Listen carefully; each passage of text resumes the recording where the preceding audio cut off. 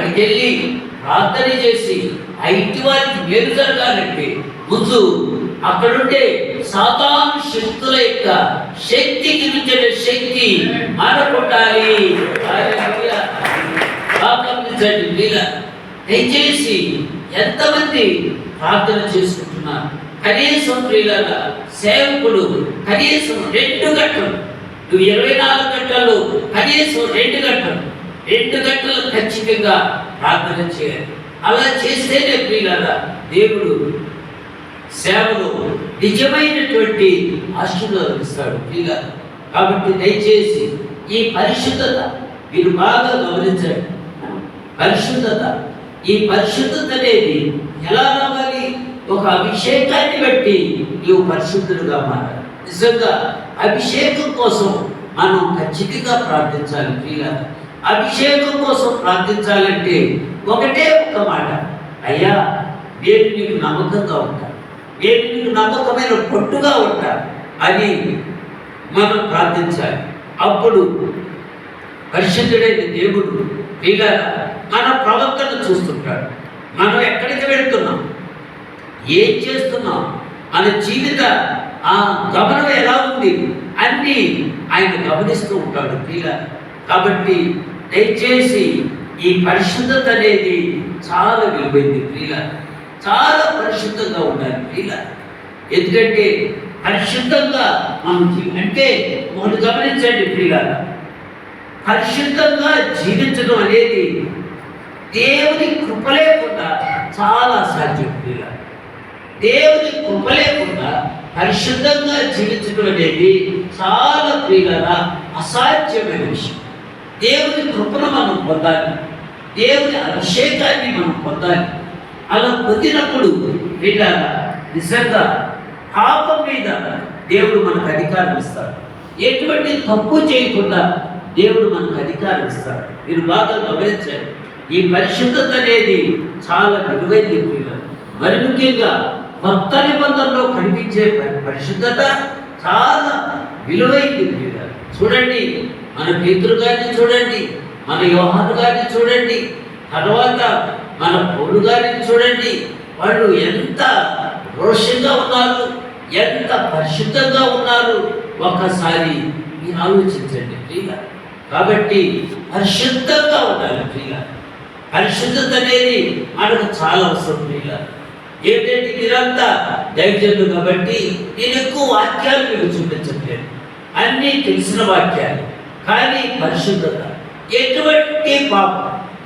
ఎటువంటి పాపము కూడా మనలో ఉండకూడదు.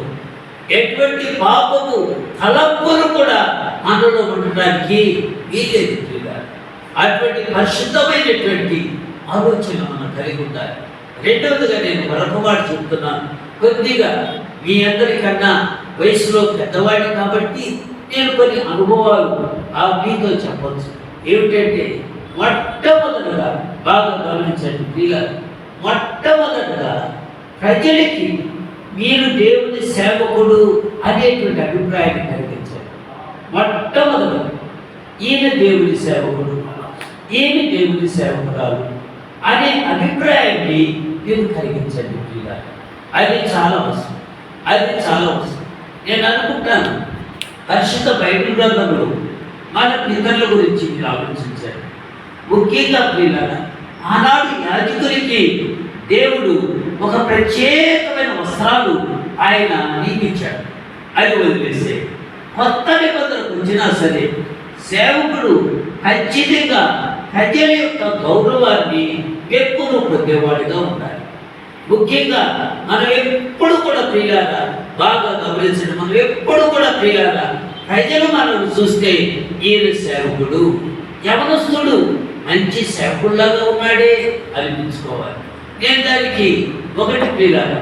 రెండోది ఏమిటంటే మనల్ని చూచినప్పుడు ఆ పరిశుద్ధత మనలో కనిపించాలి. ఒకటి నేను అంటాను, మన సేవకులు ఈనాడు చాలా రకరకాలైనటువంటి డ్రెస్సులు వేస్తున్నారు. డ్రెస్సుల గురించిన సమస్య కాదు, కానీ సేవకుడు ఇంట్లో నుంచి బయటకు వెళ్ళినప్పుడు ప్యాంట్ ఏదైనా సరే కనీసం వైట్ షర్ట్ ఉండాలి పిల్లలు. గళ్ళగళ్ళ చొక్కా వేసుకుని బైబిల్ పట్టుకున్నంత మాత్రాన ఆ ఎదుటి మనిషి నేను సేవకుడుగా గమనించలేదు, గుర్తెరగలేదు. నువ్వు బాగా గమనించు. గళ్ళ చొక్కాలు వేసుకోవచ్చు. నువ్వు అమెరికా మనం వెళ్ళావంటే అక్కడ పాస్టర్లు చాలా విచిత్రంగా ఉంటాడు. ఇలా వాళ్ళు మూల చొక్కాలు, ఎర్ర చొక్కా, అదేంటి ఎర్ర చొక్కాలు, బ్లూ చొక్కాలు, రకరకాల చొక్కాలు వీళ్ళలో వాళ్ళు వేసి వాళ్ళ పద్ధతి వేరు, వాళ్ళ నాగరికత వేరు. మన ఇండియా వేరు, మన భక్తి వేరు. ఎవరైనా మీరు అమెరికా వెళ్ళండి, ఇంగ్లాండ్ వెళ్ళండి, అక్కడ ఉండేవాళ్ళు అనేది ఏంటంటే ఇండియాలోనే భక్తి బాగుంటుందండి అంటారు. ఎందుకంటే మన స్త్రీలు చక్కగా తల మీద ముసిగేసుకుంటారు. మనం ఏం చేస్తాం చూడండి, ఎవరి కాళ్ళ మీద చుట్టూ ఉన్నాయి, మనమంతా చక్కగా బయటికి చూపించాం. దేవుని భయం మనలో, వాళ్ళలో భయం లేదు. ఏమిటంటే వాళ్ళంతా నాగరికతకు చెందినవాడు. కాబట్టి నేనంటాను, కనీసం నీకు white pant, white shirt, white pant లేకపోతే కనీసం ఒక 2 చొక్కాలు, తెల్ల చొక్కాలు గుర్తించుకో. 2 చొక్కాలు ఇలా బాగా గమనించండి. ఇలా 2 చొక్కాలు గుర్తించుకో. కాబట్టి మనం బయటకు వెళ్ళినప్పుడు ఖచ్చితంగా ప్రియులారా, మనకు ఖచ్చితంగా ప్రియులారా వైట్ షర్ట్ ఉండాలి. రెండోది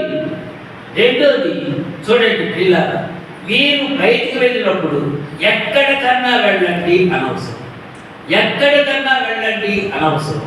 మీరు బయటికి వెళ్ళేటప్పుడు ప్రియులారా మీ చేతిలో ఖచ్చితంగా బైబిల్ ఉండాలి. మీరు బజార్కి వెళ్తున్నప్పుడు బైబిల్ తీసుకెళ్తున్నారా? మీరు హాస్పిటల్కి వెళ్తున్నప్పుడు బైబిల్ తీసుకెళ్తున్నారా? మీరు బస్సులో వెళ్తున్నప్పుడు బైబిల్ తీసుకెళ్తున్నారా? బైబిల్ తీసుకెళ్ళినా ఏదో సంచిలో పెడుతున్నారు. కానీ బైబిల్, అదే బైబిల్ చేతిలో పట్టుకుంటే అసలు నీకు ఎంత గౌరవమో తెలుసా? ఎవరైనా అక్కడ క్రైస్తవులు ఉంటే నీకు వందనాలు చెప్తారు.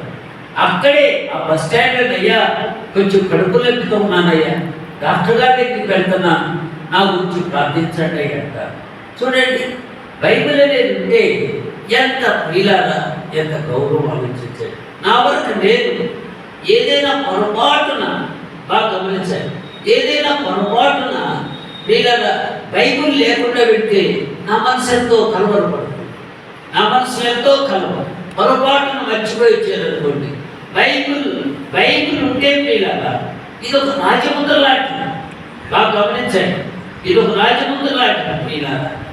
కాబట్టి బైబిల్ ఎక్కడికి వెళ్ళినా దయచేసి బైబిల్ మీ చేతిలో ఉంది. ఎక్కడికన్నా వెళ్ళండి, బైబిల్ మీ చేతిలో ఉండాలి. ఇవి ఎంతమంది మరి ఇలా చేస్తున్నారు మీరు ఆలోచించాలి. ఎలా తిరువులు వెళ్తున్నారు, బజ్జీలు వెళ్తున్నారు, సత్తుపల్లి వెళ్తున్నారు, బైబిల్ మీ చేతిలో ఉంటుందా? ఒక్కసారి మీరు ఆలోచించాలి. అయ్యా మీరు మాస్టర్ గారా అని ఎవరైనా అడుగుతారు, మాస్టర్ గారిని అడుగుతారు, అయ్యా కొంచెం నా కోసం ప్రార్థన చేయండి అంటారు. నువ్వు కూడా వాళ్ళలో ఒకటిగా సరదాగా నువ్వు తిరుగుతున్నావు, నువ్వు వెళ్ళేవాళ్ళు నీలాగా ఆ నీకున్నటువంటి ఆ గుర్తింపు ఎక్కడి నుంచి వస్తుంది మీరు ఆలోచించండి. చిన్న చిన్న విషయాలు ఇలా చిన్న చిన్న విషయాలు. ఆ మధ్యలో ఒక 5-6 సంవత్సరాలు నేను కూడా మీ అందరిలాగా ఇంట్లో లుంగి కట్టుకునేవాడు. కానీ ఎందుకో నీలాగా మనం కట్టుకునే లుంగీలు ఎలా ఉంటాయో ఒకసారి మీరు ఆలోచించండి.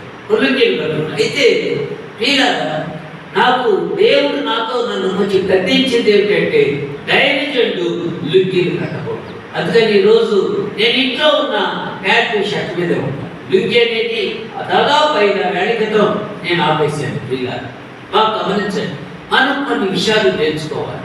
ఎందుకంటే ఇలా మనం ఇంటి దగ్గర ఉన్నా సరే దైవజనులు ఎవరో వస్తారు, ప్రార్థన చేయమంటారు, ఎవరో కుటుంబం పెట్టాలి, అయ్యా కార్యక్రమం బట్టి అంటారు. కాబట్టి మనం ఎప్పుడు కూడా 24 గంటలు కూడా దైవజనుడు కానీ మనం కనిపించాలి, కానీ దైవజనుడు కాని వారిగా మనం కనిపించకూడదు. ఇలా చాలా చేత ఒకసారి ఒక దైవజనుడు నా దగ్గరికి వచ్చాడు. దైవజనుడు నా దగ్గరికి వస్తే 5-6 ఏళ్ళు అవుతుంది అనుకుంటా. దైవజనుడు నా దగ్గరికి వస్తే నేను వెంటనే కొంచెం మంచి బట్టలు మార్చుకుని మీతో కూడా వస్తానయ్యా అని చెప్తూ ఇలాగా నేను అక్కడ సాక్షి అనే పేపర్ అప్పుడు నేను తెప్పిస్తుండేవాడిని. ఆ సాక్షి అయ్యా కొంచెం పేపర్ చూడండి అనే పేపర్ పెట్టి నేను లోపలికి వెళ్ళిపోతుంటే ఆ దైవజనుడు అయ్యా నేను పేపర్ చూడను అన్నాడు. నేను పేపర్ చూడను. నేను ఎందుకయ్యా దైవజనుడికి పేపర్ అంటే అరగంట పోవచ్చు, ముప్పావు గంట పోవచ్చు, కాబట్టి నేను పేపర్ చూడను అన్నాడు. పేపర్ నేను ఆ తర్వాత ఆలోచించాను, ఏమిటిది దైవజనుడు ఇట్లా అంటున్నాడు, పేపర్ చూడనంటున్నాడు ఏమిటి నేను ఆలోచిస్తే నిజమే. పేపర్ ఎంత దాదాపు గంట సేపు పేపర్ చూస్తున్నాను. ఆ గంట సేపు దేవుడి వాక్యాన్ని చూసుకుంటే ఎలా ఉంటుంది, ఆ గంట సేపు ప్రార్థన చేసుకుంటే ఎలా ఉంటుంది ఆలోచించాలి. ఇతరులు చెప్పింది ఆలోచించాలి, ఇది నిజమా అబద్ధమా ఆలోచించాలి. ఇది నిజంగా దేవుని ఆత్మ మనలో ఉంటే, దేవుని ఆత్మ మనలో పనిచేస్తూ ఉంటే, ఇదిగో మన కృపాకరణ గారు ఒక మాట అన్నాడంటే నేను ఆలోచించాలి, ఈ దైవజనుడు ఎందుకు ఇలా చెప్పాడు, ఇందులో న్యాయం ఎంత, వాక్యానుసారం ఎంత నేను ఆలోచించాను. ఆ తర్వాత ఇక నెల చివరైంది, ఆనాటి నుంచి ఈనాటి వరకు నేను పేపర్లు తెప్పించలేదు. ఎందుకంటే ఆ దైవజనుడు ఒక మాట అన్నాడు, ఆ మాట నా మీద పనిచేసింది. నాకన్నా చాలా చిన్నవాడయ్యా, అది మన అయ్యగారు వయసే ఉంటుంది, చాలా చిన్నవాడు. నేను ఎందుకు అంటున్నానంటే వీళ్ళ ఖచ్చితంగా ఇతరులు మనకు ఒక పాఠం నేర్పినప్పుడు దాన్ని మనం స్వీకరించాలి. ఇది బాగా గమనించాలి. ఇతరులు మనకు ఒక మాట చెప్పినప్పుడు దాని ప్రకారం నడుచుకుంటే మనం ధన్యులు. ఎక్కడికి వెళ్ళినా సరే, నేను ఇంట్లో నుంచి ఎదురుగా ఉన్న చర్చికి వెళ్ళినా సరే బైబిల్ తీసుకెళ్తాను. ఎవరు వచ్చి ప్రార్థన చేయమంటారు, బైబిల్ లేకుండా ప్రార్థన చేయటం న్యాయం కాదు. ఒక్కోసారి ఎవరో వచ్చి ఏదో చిన్న కానుక ఒక 50 రూపాయలు, ఒక 100 రూపాయలు కానుక ఇస్తారు, ఆ బైబిల్లో పెట్టమని నేను అంటాను. ఎందుకంటే ఆ కానుక ఇస్తే మీరు కూడా కానుకల విషయంలో ఇవన్నీ నేను కానుక చాలా విలువైంది. నీవు విలువగా చూస్తున్నావా లేదో కానీ దేవుడు దాన్ని చాలా విలువగా చూస్తున్నాడు. ఒక పేద సోదరు వచ్చింది, అసలు ఎంతో 10 రూపాయలు, ఆ మాటతో పాటు 10 రూపాయలు ఇస్తుంది. 10 రూపాయలు ఇస్తే దయచేసి అన్నట్టు తీసుకుని వెంటనే జేబులు అట్లా పెట్టుకో. కానుక అనేది అది బయట షాపులో పెడితే ఇచ్చేటువంటి అక్షరం కాదు, కానుక ఎంతో విలువైనది. కాబట్టి ఇప్పుడు కూడా కానుకని మనం బైబిల్లోనే పెట్టాలి. అది చాలా మర్యాద, చాలా క్రమం ప్రియుల. కాబట్టి సేవకులుగా ఉన్న మనం ఇవన్నీ నేర్చుకోవాలి ప్రియుల, లేకపోతే చాలా కష్టం ప్రియుల. రెండవదిగా మీరు పరిశుద్ధులుగా ఉండాలి. మరొక మాట దయచేసి ప్రియుల, అంటే కొంచెం ఈ మాట ఎవరికి ఇబ్బంది కలిగించగలుగుతున్నా, దయచేసి దైవజనులు అనే వాళ్ళ మీదకి ఏ నింద రాకూడదు ప్రియుల. ముఖ్యంగా స్త్రీల విషయంలో దైవజనులు చాలా యథార్థంగా ఉండాలి. నా మట్టుకు నేనేమంటానంటే అస్సలు నీ మీద రోమలు కూడా రావటానికి వీల్లేదు అంట. నీ మీద రోమలు కూడా రావటానికి వీల్లేదంట. నేను ఎప్పుడు కూడా నా ఫోను రాత్రి ఒకసారి బాబు 10 ఎవరి పిల్లలు వాళ్ళు టైం లేక 11, 12 కూడా ఫోన్ చేస్తారు. అయితే నేను ఎప్పుడు ఏం చేస్తానంటే ఎవరున్నా లేకపోయినా సరే దాన్ని నా ఫోన్ని దేంట్లో పెట్టాలి, స్పీకర్లో పెట్టాలి. స్పీకర్ నేను ఎవరితో మాట్లాడినా అసలు రహస్యం అనేది ఉండదు, రహస్యం అనేది ఉండదు.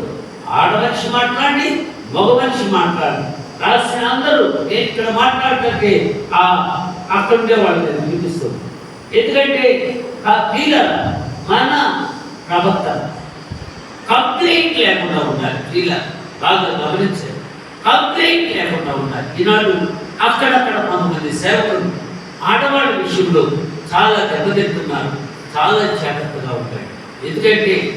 ఎందుకంటే ప్రియులారా, ఇద్దరు భార్యని వెంటేసుకొని నువ్వు పరలోకానికి వెళ్తే అనిష్టం ఉంది. ప్రియులారా బాగా గమనించండి, చాలా జాగ్రత్తగా ఉండాలి. చాలా మంది విషయంలో జాగ్రత్తగా ఉండాలి. పరిశుద్ధత విషయంలో మీరు చాలా జాగ్రత్తగా ఉండాలి. రెండవ మాట కొత్తగా మాట్లాడుతున్నాం. ఆ రెండవ మాట ఏంటంటే, ఒకటి పరిశుద్ధులుగా ఉండాలి, రెండోది యథార్థ పరులుగా ఉండాలి. హల్లెలూయా. ఈ మాట చాలా శ్రేష్టమైన మాట. మనం యథార్థ పరులుగా ఉండాలి. సేవకులైన వాళ్ళు యథార్థ పరులుగా ఉండాలి. ద్వితీయోపదేశకాండం 18వ అధ్యాయం, ద్వితీయోపదేశకాండం 18వ అధ్యాయం. దయచేసి 9 నుండి 10 వచనాలు చదువుతున్నాం. నీ దేవుడైన యెహోవా నీకిచ్చుచున్న దేశమున నీవు ప్రవేశించిన తరువాత ఆ జనుల హేయ కృత్యములను నీవు చేయనేర్చుకొనకూడదు.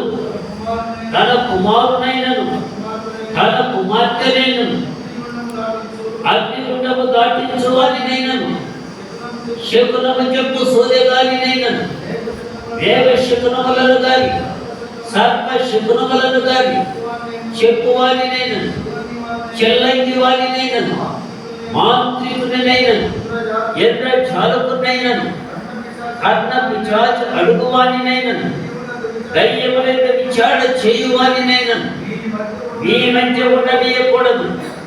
వీటిని చేయు ప్రతి వాడును యెహోవాకు హేయు. ఆ హేయుమైన వాటిని బట్టి నీ దేవుడైన యెహోవా నీ ఎదుట నుండి ఆ జనములను వెళ్ళగొట్టుచున్నాడు. నీవు నీ దేవుడైన యెహోవా యొద్ద యథార్థపరుడవై ఉండవలెను. హల్లెలూయా. 11వ వచనాన్ని గమనించండి. నీవు నీ దేవుడైన యెహోవా యొద్ద యథార్థపరుడవై ఉండవలెను. మీరు 9వ వచనం నుండి చదవండి. ఏమిటి యథార్థత? యథార్థత ఏమిటి? యజమానుడు చెప్పిన మాటలు చెప్పినట్టు చేయటమే యథార్థత. హల్లెలూయా.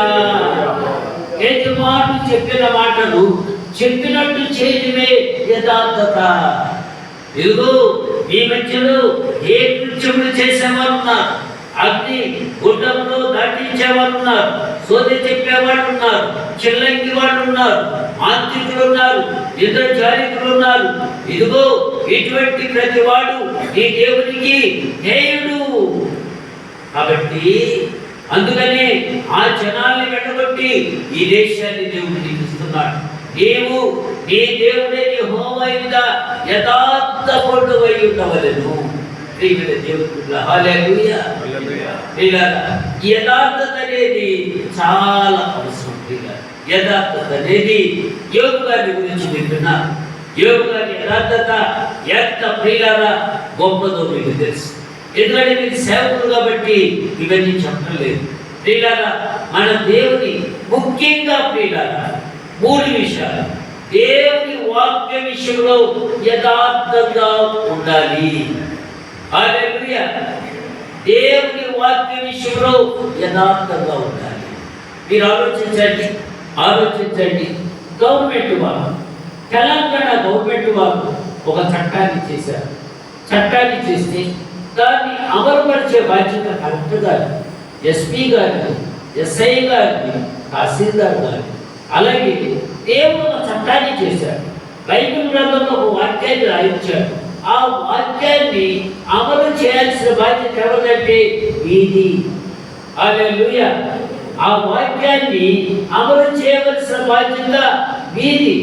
ఆ వాక్యానికి పిల్లల విరోధంగా, ఆ వాక్యానికి వ్యతిరేకంగా మీరు ఏది కూడా చెయ్యకూడదు. మీరు ఆలోచించండి. నిజంగా మరి ఇక్కడున్న సేవకులు మరి నమ్మకస్తులు అని నేను అనుకుంటున్నాను. కానీ అందరి గురించి నాకు తెలియదు. వీరొక్క మాట ఆలోచించండి. వీళ్ళగా ముఖ్యంగా కానుకల విషయంలో, డబ్బు విషయంలో వీరు యథార్థపరులుగా ఉండాలి. ఇది బాగా గమనించాలి. కానుకల విషయంలో, డబ్బు విషయంలో వీరు యథార్థపరులుగా ఉండాలి. ఈ మాట బాగా గమనించాలి. కానుకలు డబ్బు విషయంలో యథార్థపరులుగా ఉండాలి. దయచేసి నేను మీకు చెప్తున్నాను ఏమిటంటే పిల్లలు, మన యజమానుడు దేవుడు. కాబట్టి మనకి ఈ లోకంలో ఎవరు కూడా యజమానులుగా ఉండకూడదు. ఎవరి దగ్గర మనం జీతం తీసుకోకూడదు. ఒక్క దేవుడిచ్చే జీతం తప్ప ఎవరి దగ్గర జీతం తీసుకోకూడదు. ఈరోజు ఇక్కడికి వచ్చాం, అయ్యగారు మీ అందరికీ భోజనాలు ఏర్పాటు చేస్తాం. ఒకవేళ ఏదైనా పెట్రోల్కి 10 రూపాయలు 20 రూపాయలు ఇస్తే అది న్యాయమేది. ఎందుకంటే అది కష్టార్జితం. ఇలా అది కన్నీరు కాచిస్తే వచ్చినటువంటి కాదు. అలా ఇవ్వటం న్యాయమే, అది మీకు దీవెన కూడా. కానీ మీరు ఒకసారి ఆలోచించండి. నేను మరి ఈ మాటలు ఎంతమందికి క్రీడల ఇష్టంగా ఉంటే లేదు నాకు తెలియదు. మొన్న ఎలక్షన్ జరిగినాయి. క్రీడల మన తెలంగాణ రాష్ట్రంలో జరిగింది, మన ఆంధ్ర రాష్ట్రంలో జరిగింది. మీరు ఆలోచించండి. క్రీడల అసలు రాజకీయానికి మీకు సంబంధం ఏమిటి ఆలోచించండి.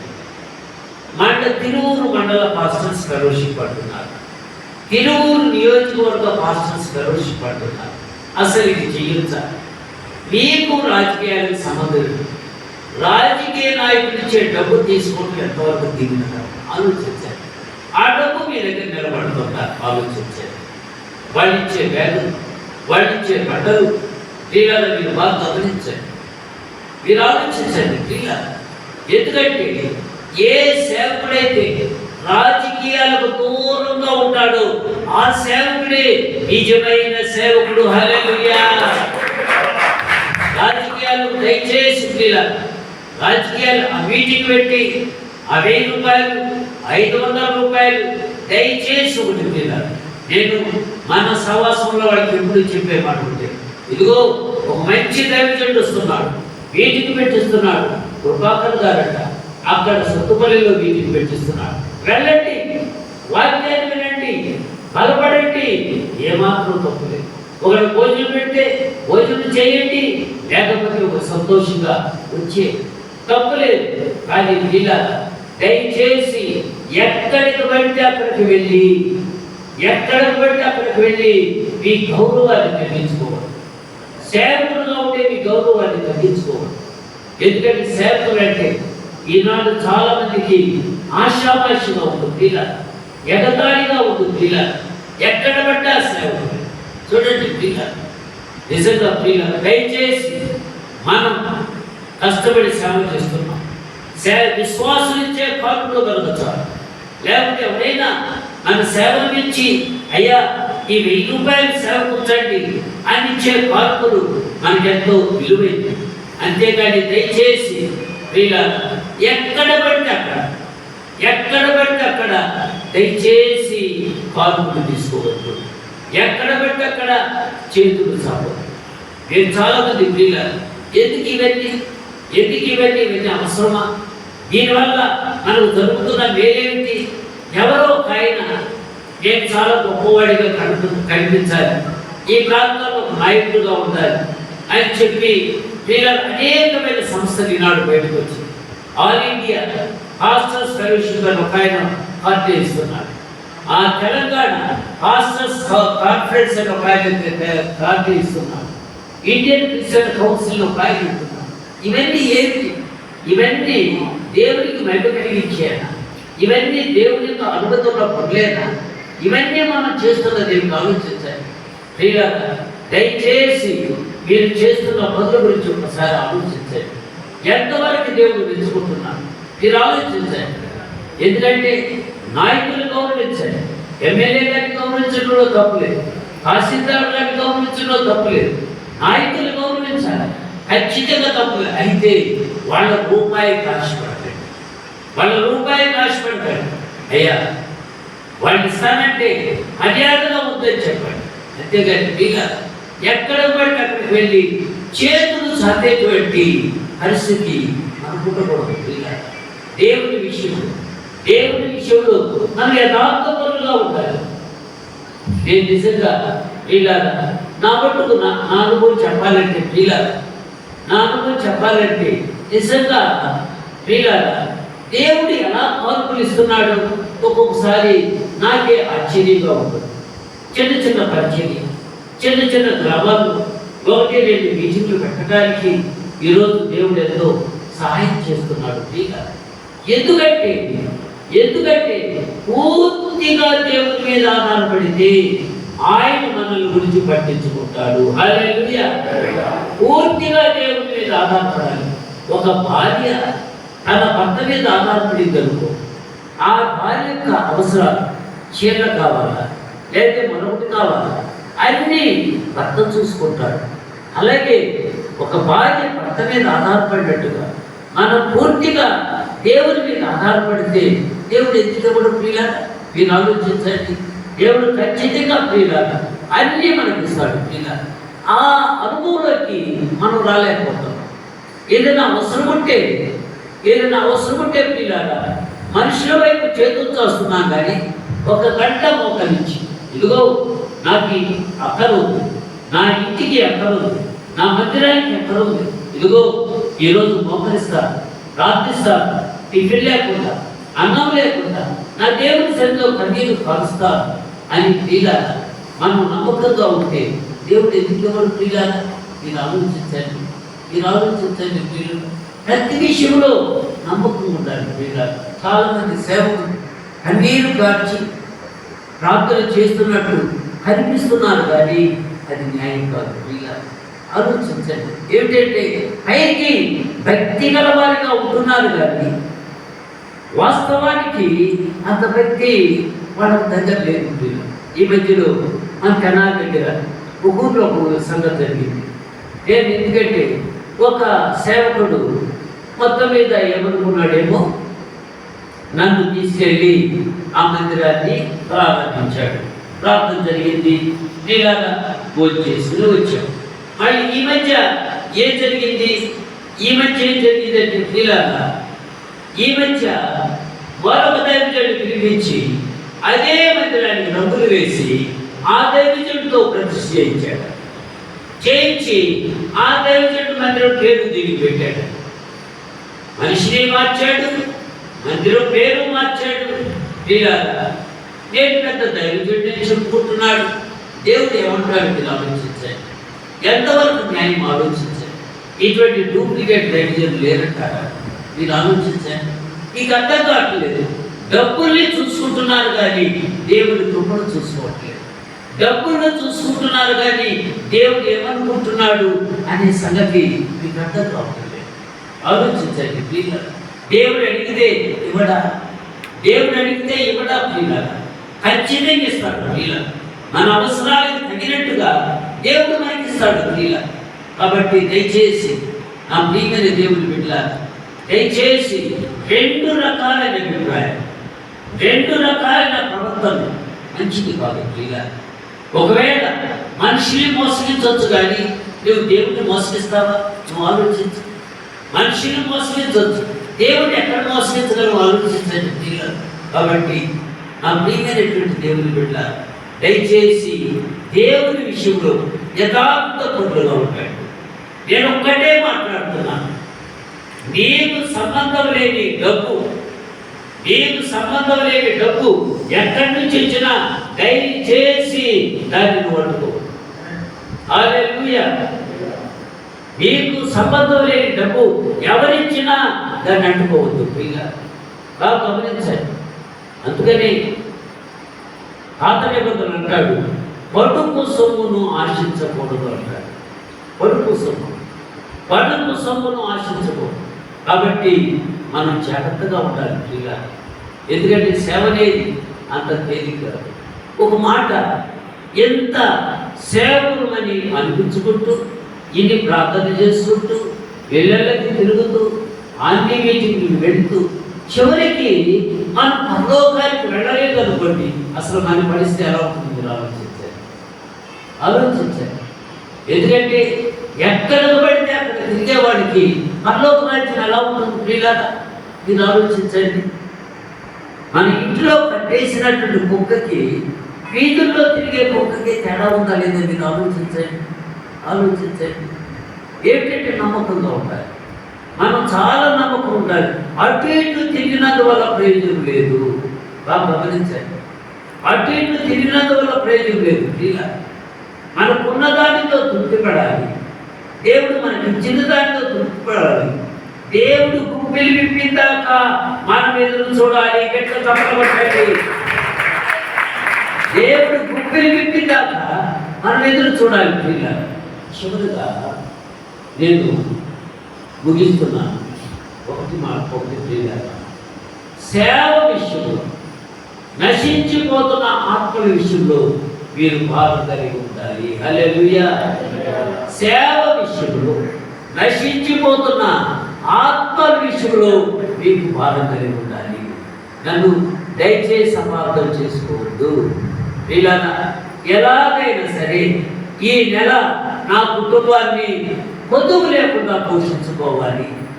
మీ సేవ మీ కుటుంబం కోసమేనా? మీ సేవ మీ పిల్లల విజుల కోసమేనా? ఒక్కసారి ఆలోచించు. కుటుంబ పోషణ కోసమే సేవ అయితే అది సేవ కాదు. అందుకని కీర్తన 119, 136 వచనంలో భక్తుడు అంటాడు, జనులు నీ ధర్మశాస్త్రమును అనుసరింపకపోయినందుకు నా కన్నీరు ఏరులై పారుచున్నది. గట్టిగా చెప్పబట్టండి. ఆ భారం ఎంతమందికి ఉందో పిల్ల. ఎక్కడైనా కానుక ఎవరైనా తెలిసే వెళ్తావా? ఎక్కడైనా భోజనం పెట్టలేని తెలిసే వెళ్తావా? ఎక్కడైనా ప్రార్థన ఉంది, ఉపవాస ప్రార్థన ఉంది అని తెలిసే నువ్వు వెళ్తావా? ఆలోచించు. ప్రియమైన దేవుని బిడ్డ, నశించిపోతున్నటువంటి ఆత్మల భారము కనుక నీకు లేకపోతే నువ్వు సేవకుడివే కాదు. పౌలు గారు ఏమంటున్నాడు? అయ్యో నేను సువార్తను ప్రకటింపకపోయిన నాకు శ్రమ. అయ్యో నేను సువార్తను ప్రకటింపకపోయినా నాకు శ్రమ అంటున్నాడు ఇలా. కాబట్టి అయినా రమణ దయచేసి యేసన్న గారి గురించి ఒక మాట వింటూ ఉంటాం. అదేంటంటే గొప్ప దైవజనుడు ఏమిటంటే ఆయన ఒక తీర్మానం అంటారు, ఈ రోజు కనుక నేను సువార్త ప్రకటించకపోతే నేను భోజనం చేయను. ఈ రోజు కనుక నేను సువార్త ప్రకటించకపోతే నేను భోజనం చేయను. ఆయనంట ఎక్కడైనా మీటింగ్ లేకపోయినా సరే ఖాళీగా వెంటనే ఆ ప్రక్కన ఉన్న ఒక సోదరుని పిలిచి, మనం అలాంటికి వెళ్తాం కదా, అలాంటి ముస్లాం దగ్గరికి వెళ్తాం కదా, అక్కడ 10 నిమిషాలు వాకింగ్ చెప్పొద్దాం కదా అంటాడు. అలా ప్రియులా ప్రతిరోజు కూడా చిన్నవాడు 5 నిమిషాలు 10 నిమిషాలు అమ్మా ఏసై నమ్మండమ్మా, ఏసై నమ్ముకుంటమ్మా, మంచి మార్మల్స్ పొందండమ్మా, 4 మాటలు ఇలా యేసన్న గారిలో ఉన్న తీర్మానం మనలో కూడా ఉండాలి. ఇలా ప్రతిరోజు ఎక్కడో ఒక చోట సువార్త ప్రకటించాలి అనేటువంటిది మంచి మాట. ఇలా నేను ముగిస్తూ ఒక చిన్న మాట నేను మీకు మనవి చేసుకుంటున్నాను. అదేమిటంటే ఇలా ఎన్ని చెప్పినా ఇలా మొదట అనుకున్నాను, ఎన్ని చెప్పినా అన్నం ఉడకాలి అంటే కింద మంటుండాలి. అన్నం ఉడకాలి అంటే కింద మంటుండాలి. సేవ ఫలించాలి అంటే ఖచ్చితంగా ప్రియుల మోకరించేటువంటి అనుభవం ఉండాలి. గట్టిగా చెప్పబడండి. ఇలా ఈ రోజుల్లో నా వయసును బట్టి నేనేమి చేయలేకపోతున్నాను. మరి కొత్తగా విశ్వాసంలోకి వచ్చినప్పుడు, సేవలోకి వచ్చినప్పుడు శనివారం అంటే ప్రియులగా కంపల్సరీగా ఉపవాసం. మళ్ళీ ప్రభు వల్ల తీసుకున్నంత వరకు బోధించలేదు. అంత కరెక్ట్గా ఉండేవాడు. అప్పుడు దేవుడు ఆలోచించాడు. ఇప్పుడు ఆరోగ్య విషయంలో కొంత జాగ్రత్త ఉండాలి కాబట్టి, పైగా వయసు పడింది కాబట్టి అంత ఉపవాసం. అయితే చేయగలిగిన రోజుల్లో ఏం చేశాడు? నెలకి ఖచ్చితంగా 3 రోజులు ఉపవాసం. నెలకి గురువారం కానీ, శుక్రవారం కానీ, శనివారం 3 రోజులు ఉపవాసం.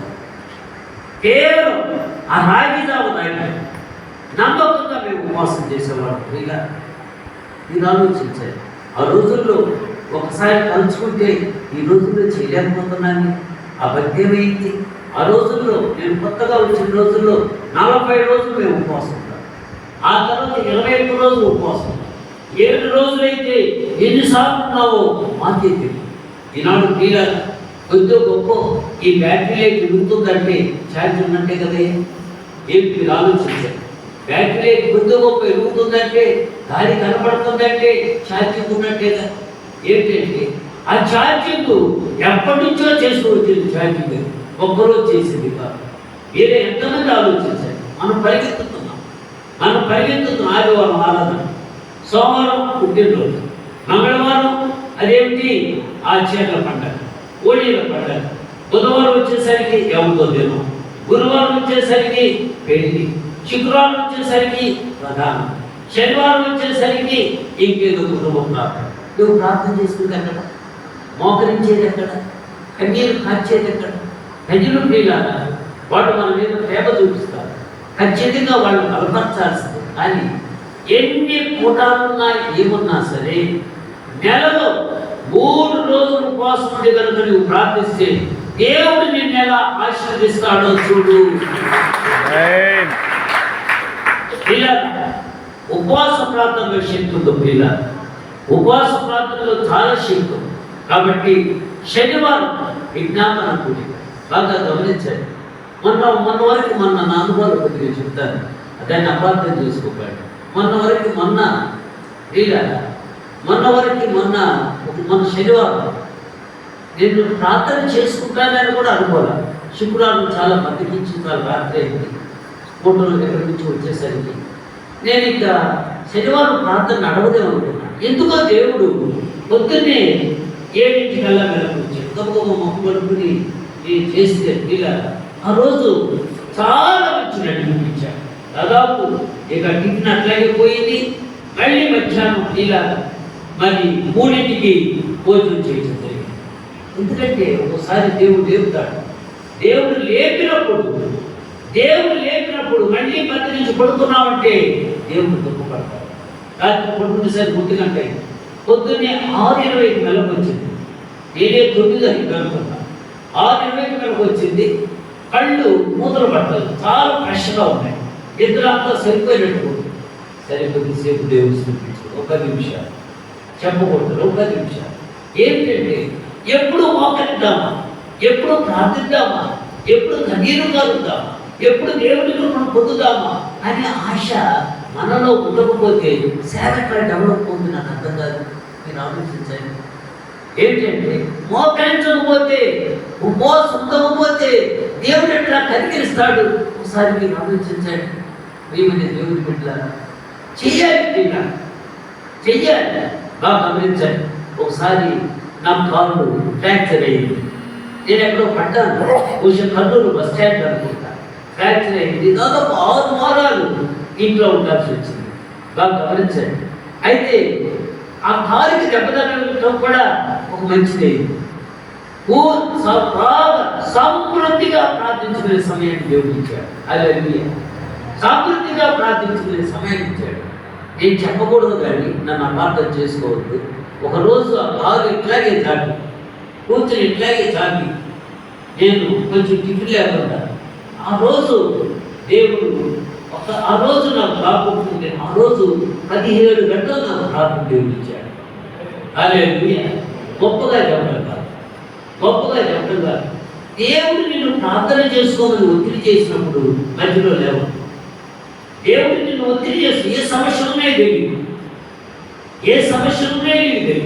దేవుడు ఒత్తిడి చేస్తున్నాడు. ఆయనే అంశం గుర్తు చేస్తున్నాడు. ఎంతో మంది ఈ ప్రార్థన కోసం ఎదురు చూస్తున్నారు. దైవజనుడు ప్రార్థిస్తే నాకు ఆరోగ్యం, దైవజనుడు ప్రార్థిస్తే నా కుమార్తె గర్భం, దైవజనుడు ప్రార్థిస్తే నాకు నా భర్తకు నెమ్మది. ఎంతో మంది ఈ ప్రార్థన కోసం ఎదురు చూస్తున్నప్పుడు ఆ ప్రార్థన దేవుడి దగ్గరికి వెళ్ళాలి, దేవుడి జవాబు ఇవ్వాలంటే నువ్వు ఎంత కన్నీరు కార్చాలి.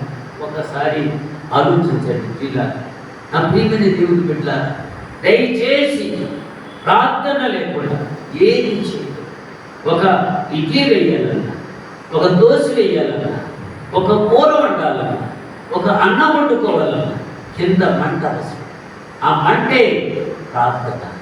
ఈ సేవలో నువ్వు అభివృద్ధి చూడాలంటే, ఈ సేవలో కొత్త విశ్వాసులు చూడాలంటే, బయటపడి సంఘాలు కట్టాలంటే ఇలా ఒక మంచి దైవజనుడితో నువ్వు సహవాసాన్ని కలిగి ఉండాలంట. ఇలా ప్రార్థన అనేమంట. ఆ ప్రార్థన అనేమంట ఎప్పుడైతే ఉంటుందో దేవుని ఆత్మ వీడు బలంగా పనిచేస్తాడు. బాగా గమనించండి, అక్కడ బ్యాగ్ ఇస్తున్నారంట, అక్కడ బిర్యానీ పెడుతున్నారంట, అక్కడ సేవకులకు 1500 ఇస్తున్నారంట. మన సంగీతిస్తారా? మనం వెళ్ళగలవా? కాలు తీసి ఖాళీ వేయగలవా? అసలు అక్కడికి వెళ్ళి కూర్చుంటే ముళ్ళ మీద కూర్చున్నట్టున్నది మనకి. మీరు ఆలోచించండి, అలా మీరు చేయగలుగుతున్నారా? ఫోన్లో మెసేజ్ రావడం ఆలస్యం, వెళ్ళిపోవడం, పరిగెత్తడం. మీరు బాగా గమనించండి. అయ్యా, దేవుడిని దుఃఖపెట్టే సేవకుడుగా ఉండొద్దు. ఈ మధ్యాహ్న కాలంలో నీకు మనం చేస్తున్నాను, నేను సేవకుడిని అని నువ్వు అనుకుంటున్నావు, కానీ నువ్వు ఒక్కడికి సేవకుడు కాదు, నువ్వు 100 మందికి సేవకుడు. నువ్వు సేవకుడిని అని నువ్వు అనుకుంటున్నావు, కానీ నువ్వు పర్మనెంట్ ఉద్యోగస్తుడు కాదు. నువ్వేంటంటే డైలీ లేబర్. నువ్వు డైలీ లేబర్. ఈ ఇంట్లో పని ఈరోజు చెప్పి వెళ్తున్నా, ఆ ఇంట్లో పని చెప్పి ఒక మేస్త్రి గదిలో పని చేయగలరా? ఒక మేస్త్రి గదిలో పని చేయగలరు, ఎక్కడ పిలిచి అక్కడికి వెళ్తున్నా. డైలీ వర్కర్ నీ పర్మనెంట్ ఉద్యోగం కాదు. కాబట్టి ఆలోచించండి దయచేసి. పిల్లలు సేవకులు అంటే ఎంత గొప్పవాడు. ఏలియాను గురించి, ఎలీషాను గురించి చూడండి, రాజు ఓడిపోయాడు. సమయాన్ని చూడండి, రాజు ఓడిపోయాడు. నువ్వంటే ఎవరికైనా భయం ఉందా? అందరికీ హుజూర్ అని అలవంచుతున్నావు, కానీ నువ్వంటే ఎవరికైనా గౌరవం ఉందా? ఆలోచించండి. ఇలా ఒక దైవజనుడుగా ఒక గౌరవమైన జీవితాన్ని, దేవునికి సంతోషాన్ని కలిగించే జీవితాన్ని జీవిద్దాం. దేవుని ఈ మాటలు దీవించునుగాక. ఆమేన్.